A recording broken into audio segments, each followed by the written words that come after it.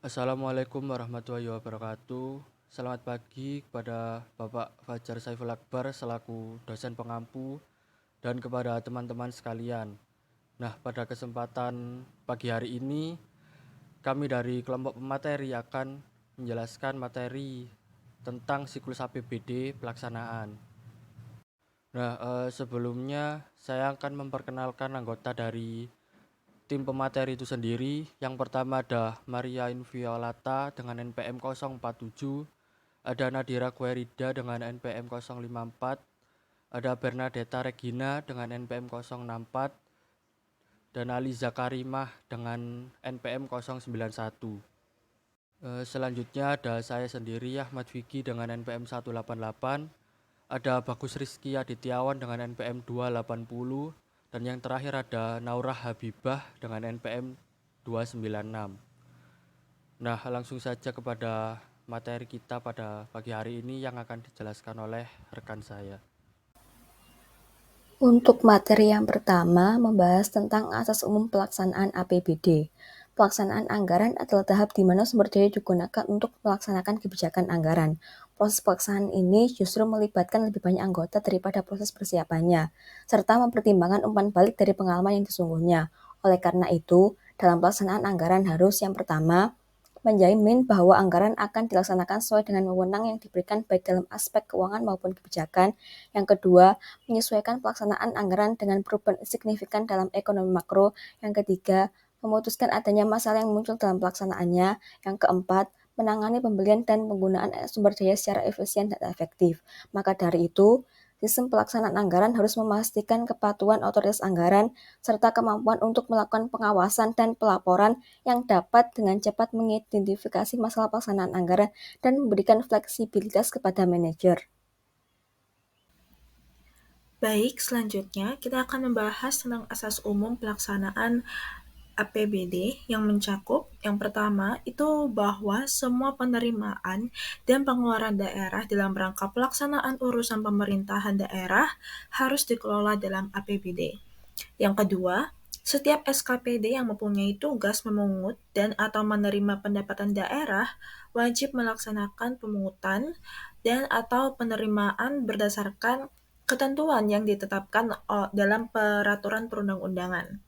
Yang ketiga, dana yang diterima oleh SKPD tidak boleh langsung digunakan untuk membiayai pengeluaran, kecuali ditentukan lain oleh peraturan perundang-undangan. Kemudian yang keempat, penerimaan SKPD berupa uang atau cek harus disetor ke rekening kas umum daerah paling lama 1 hari kerja. Yang kelima, jumlah belanja daerah yang dianggarkan dalam APBD merupakan batas tertinggi untuk setiap pengeluaran belanja. Selanjutnya, yang keenam, pengeluaran tidak dapat dibebankan pada anggaran belanja daerah jika untuk pengeluaran tersebut tidak tersedia atau tidak cukup tersedia dana dalam APBD. Kemudian yang ketujuh, itu pengeluaran seperti tersebut pada butir 6 yang disampaikan tadi, hanya dapat dilakukan dalam keadaan darurat, yang selanjutnya harus diusulkan terlebih dahulu dalam rancangan perubahan APBD, dan atau disampaikan dalam laporan realisasi anggaran, atau yang bisa disebut LRA. Yang kedelapan, ada kriteria keadaan darurat ditetapkan sesuai dengan peraturan perundang-undangan. Yang kesembilan, setiap SKPD tidak boleh melakukan pengeluaran atas beban anggaran daerah untuk tujuan lain dari yang telah ditetapkan dalam APBD. Dan yang terakhir, yang ke-10, pengeluaran belanja daerah harus dilaksanakan berdasarkan prinsip hemat, tidak mewah, efektif, efisien, dan sesuai dengan ketentuan perundang-undangan. Selanjutnya yaitu pelaksanaan anggaran pendapatan. Ketentuan yang harus diperhatikan dalam pelaksanaan anggaran pendapatan daerah yaitu yang pertama, semua pengelolaan terhadap pendapatan daerah harus dilakukan melalui rekening kas umum daerah. Yang kedua, pendapatan daerah harus didukung oleh bukti yang sah dan lengkap. Dan yang ketiga, setiap satuan kerja yang memungut pendapatan daerah harus mengintensifkan pemungutan pendapatan yang menjadi wewenang dan tanggung jawabnya. Selanjutnya akan dijelaskan oleh rekan saya. Selanjutnya, Satuan Kerja (SKPD) tidak boleh melakukan pungutan selain dari yang telah ditetapkan dalam perundang-undangan. Kemudian, Bendahara Pengeluaran wajib menyetorkan seluruh penerimaan potongan dan pajak yang dipungutnya ke rekening kas negara pada bank yang ditunjuk oleh Menteri Keuangan sebagai bank persepsi atau pos giro dalam jangka waktu tertentu sesuai dengan peraturan perundang-undangan. Bendahara Pengeluaran juga diwajibkan untuk memungut pajak penghasilan atau PPh dan pajak lainnya sesuai dengan ketentuan. Dan yang terakhir, pengguna anggaran dan kuasa pengguna anggaran dapat mengalokasikan dana persediaan yang dikelola oleh Bendahara Pengeluaran untuk efisiensi penyelesaian tugas-tugas SKPD. Selanjutnya tentang pelaksanaan anggaran belanja daerah. Pada setiap pengeluaran untuk belanja daerah atas beban APBD harus didukung dengan bukti yang lengkap dan sah. Bukti-bukti tersebut harus mendapat pengesahan dari pejabat yang berwenang dan bertanggung jawab atas kebenaran material yang timbul dari penggunaan bukti tersebut. Nah, ini merupakan hal-hal yang perlu diperhatikan ketika melaksanakan anggaran belanja daerah. Yang pertama, pengeluaran kas yang menjadi beban APBD tidak boleh dilakukan sebelum rancangan peraturan daerah tentang APBD ditetapkan dan dicantumkan dalam lembaran daerah. Yang kedua, dasar pengeluaran belanja untuk keperluan tak terduga yang dianggarkan dalam APBD harus ditetapkan dengan keputusan kepala daerah dan diberitahukan kepada DPRD paling lambat 1 bulan sejak keputusan tersebut ditetapkan. Yang ketiga, pimpinan instansi penerima dan tanggap darurat harus bertanggung jawab atas penggunaan dana tersebut dan melaporkannya atas realisasi dana tersebut kepada kepala daerah. Yang keempat, pemberian dan pertanggungjawaban dana darurat yang ditetapkan dalam peraturan kepala daerah. Yang kelima, bendahara pengeluaran sebagai wajib pungut pajak PPh dan pajak lainnya wajib menyetorkan seluruh penerimaan potongan dan pajak yang dipungutnya ke dalam rekening kas negara. Yang terakhir, untuk kelancaran pelaksanakan tugas SKPD kepada pengguna anggaran atau kuasa pengguna anggaran dapat diberikan uang persediaan yang dikelola oleh bendahara pengeluaran. Selanjutnya, pelaksanaan anggaran pembiayaan sesuai dengan Permendagri dari nomor 13 tahun 2006 pasal 137 sampai dengan pasal 153, anggaran yang diperlukan untuk pembiayaan daerah bersumber dari 1. Sisa lebih perhitungan anggaran tahun anggaran sebelumnya. Sisa lebih perhitungan anggaran atau SILPA adalah selisih lebih realisasi penerimaan dan pengeluaran anggaran selama satu periode tahun anggaran. 2. Dana cadangan. Dana cadangan adalah dana yang disisihkan guna mendanai kegiatan yang memerlukan dana yang relatif besar yang tidak dapat dipenuhi dalam satu tahun anggaran. 3. Investasi.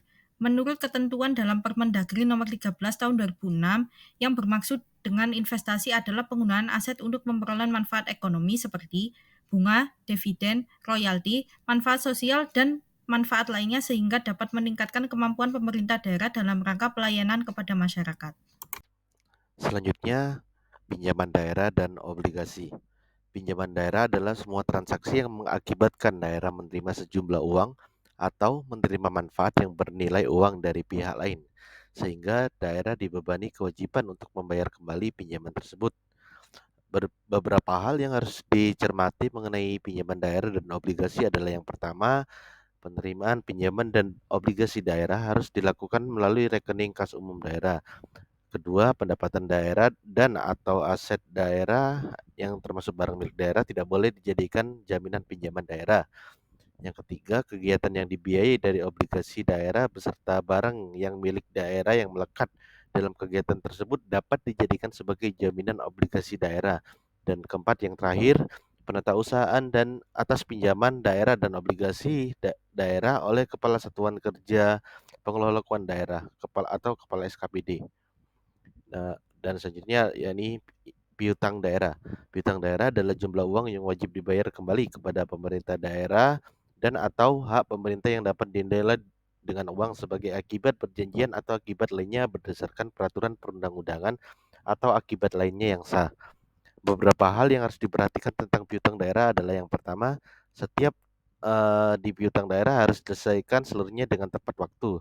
Yang kedua, pejabat penata usahaan keuangan SKPD atau PPK SKPD melakukan penata usahaan atas penerimaan piutang atau tagihan daerah menjadi tanggung jawab SKPD.